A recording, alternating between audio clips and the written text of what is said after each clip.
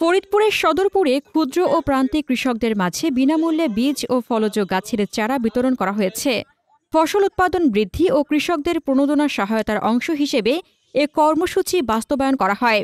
Staff reporter Nurul ইসলামের প্রতিবেদনে থাকছে বিস্তারিত। বুধবার উপজেলা পরিষদ চত্বরে উপজেলা কৃষি সম্প্রসারণ অধিদপ্তরের আয়োজনে এবং কৃষি প্রণোদনার আওতায় ২০২৪-২৫ অর্থবছরের আওতায় এই বীজ ও চারা বিতরণ করা হয়। অনুষ্ঠানে প্রধান অতিথি ছিলেন উপজেলা নির্বাহী কর্মকর্তা জাকিয়া সুলতানা।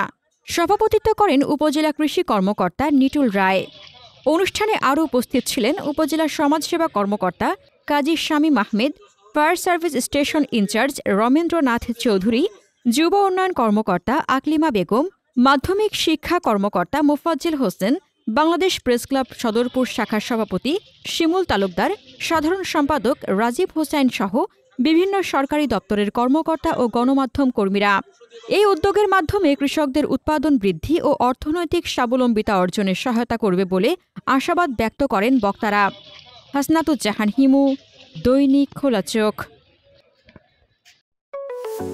আপনার স্বপ্নের যাত্রা হোক ফ্লাই ইনফিনিটির সাথে।